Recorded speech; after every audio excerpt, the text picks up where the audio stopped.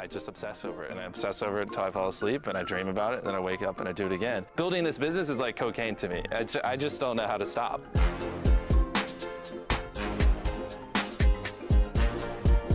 Cocaine?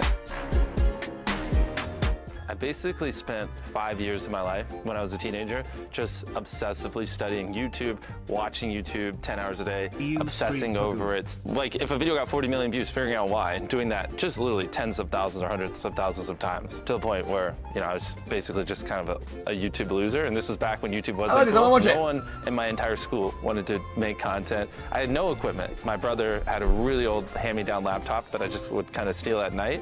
I didn't have a microphone, I didn't have anything, and I had no one to teach me. So it was a long, brutal process from like 11 to basically when I was 19 years old. Things started to take off a little bit, but every comment was like, get better quality, get better audio. You know, I had to just slowly just build up money to buy the equipment. I had to slowly train myself how to edit, to do the camera, be entertaining, make videos people like. I basically got 100,000 subscribers filming on a hand-me-down iPhone. I don't mind talking to a camera, I find that fun. It's actually more difficult for me to talk to people. There were actual points in my life. I hate looking at the camera. Holy fuck, I hate it. Filming a video with a camera is like impossible for me. Impossible. Life where my family thought I was mute, which later on in life I learned it's because I couldn't find people I related to and no one around me was obsessed over. Because I stutter, I'm annoying, I choke over my words, okay? I can't speak properly. But a video, when you record it, has to be like perfect. It has to be a good take, right? You really think that I can sit it here and record myself in a format where I'm like, yo, dude, let's go. And like, wow, that was a good take. It's not possible. I saw myself like after like 10 words.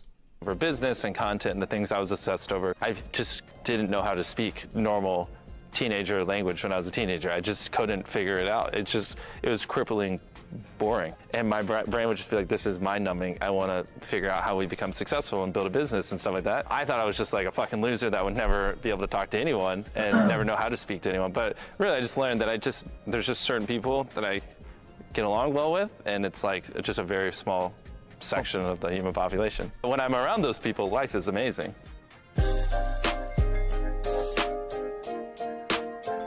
The beauty of YouTube, which I think does it better than anyone else, is the algorithm is so refined where your YouTube account is just what YouTube thinks you'll watch, which is very accurate. You don't even really study the algorithm anymore. You just kind of study what do people want to watch. If you want to get 100 million views on video, you don't go, how can I trick YouTube to serving this to 100 million people? It's just not going to happen. You just think, how do I make something that... Just like streamers though, I think the algorithm is extremely top heavy, right?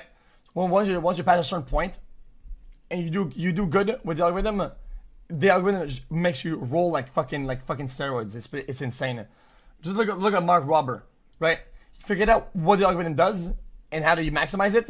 And when his videos go live, it goes right like crazy, right? 100 million people will want to watch, and then YouTube will. That's how it is. It's top heavy. With the data tells them that 100 million people want to watch it. If I see an idea, I can just tell, like, yes, 100 million people would want to watch that. Or no, like, that's more like something that's a little more niche, but it would kill that niche, but that's probably like 10 million views or 20, you know what I mean? We work on videos probably 3 to 4 months in advance. So from start to when they get uploaded, it's probably like 1 to 2 months coming up with the idea, 3 to 4 months working on the idea, and then a couple weeks filming, and then like 3 weeks editing. So probably 5 months from start to finish. 2 years ago, we were spending 100 grand a video. Now we're spending probably 1.5 million a video. For me, it comes pretty easily. It's just, if I don't think the video is great, just don't upload it. I mean, 'cause it's the beauty of not really doing things for money. Wait, that's insane. I don't think I would ever be able to do what he does. Just the fact of you're posting videos that you did half a year ago. If the feedback sucks and the content sucks, you're gonna be in a mental slump until next upload. That's so fucking trash. If I don't think the audience will like it, nah. It's gone. I just don't need a mansion to be happy. I don't need a supercar to be happy. I don't really need anything outside of this. You know, as long as I have a bed and a bathroom. Bro, you get 2 medium ones back to back, that's like mental terror.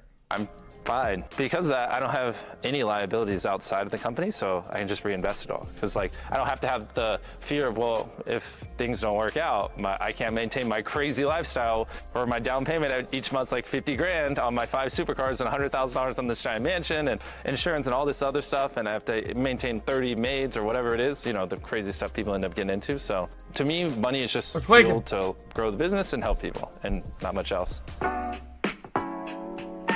Beast Burger we launched during... Why are you guys tagging me? All my shit is paid for. Nobody depends on me. I have no bills, nothing. I have nothing. All my house and cars are all paid for. COVID, and so this is when I have zero bills. were shutting down left and right. There's lockdowns, like everyone was switching over to delivery. The big driver was we really wanted to just help a lot of restaurants generate extra revenue, because by the time they take home their pay and the delivery apps take their fee and everything, no mortgage, it's not like the profit margins are that great on it. It's more to help other people. Like I haven't taken a single dollar out of it. We just reinvested all over there. With Beast Burger, that's why I'm really trying to figure out how we can get more people eating something like Impossible Meat, or right now we're looking at the lab-grown meat and stuff like. I can promise you on everything that I have, that all the houses, no mortgage ever. That I would personally love to switch over to one of these soon, if we could just. But I don't want it to just switch over and then we don't sell any and then it does no good. It's gotta be like Feastables, where it's people are actually buying it, so it actually makes a change. One thing I noticed is, I could go stand in any Walmart in America and random people come up and ask for a photo, or I could go stand in Target or a gas station, anywhere. It just kind of clicked once we started putting these in retail. Those same people that if I stand there will ask for a photo, they'll also buy our product. I wanted to just make a better for you snack brand, because I think a lot of the stuff out there is just terrible for you. Like for cereal, one of the products I want to do next, right? Like you have the Lucky Charms that are like $2.50 a box, and I mean, God knows how many ingredients are in a Lucky. They're pretty. They're more than that. You have stuff like Magic Spoon, which is infinitely better for you and good. Like it's not going to kill you to eat, but it's also like really, really expensive, And so like this is like a perfect example where I want to live in the middle and help bring that high quality, low ingredients, good for you down to more like a $4 or $5 price range and put my brand behind it so people eat it. And if they do that, then I can sleep well at night because it's a net positive. A lot of people still see YouTubers as kind of like a subclass of influencers, or they still just don't truly understand the influence a lot of creators have. In the last 90 days, we've had 300 million unique people watch our videos. That's a lot. And the problem with that is that you can't have it both ways. So I did something that I was known about.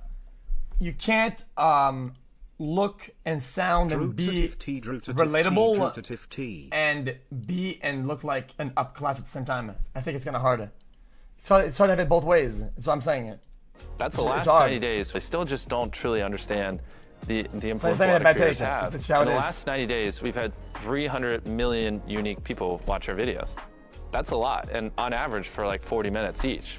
And that's just on YouTube. I mean, if you factor in TikTok and everything else, it's probably closer to 400, 450 million unique people. Our revenue has gone up every single year the last 10 years. My investment is the content here, and any money I take out is usually just to free up time so I can make more content. Not at the point yet, but I kind of literally want to just sell everything I own, minus like a bed, and like just put everything on the bed that I own and just live off of that. I think so many people just are so materialistic, and that's just what they chase, and I really don't want that lifestyle. When you die, why does it matter? You know what I mean? All this like materialistic stuff. I really just want to focus on building the business and helping people, because I feel like that's more what matters in life. This is you. I've been wearing the same shirt for 3 days, and the same shirt for the past week and a half. I haven't washed my pants in 3.5 weeks, and this is what my room looks like.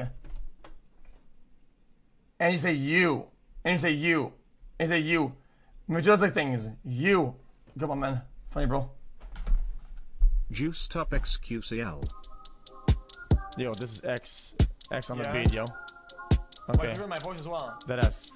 Anyone knows that boy? I don't know, he's just so soy. Anyone knows that boy? I don't know, he's just so soy.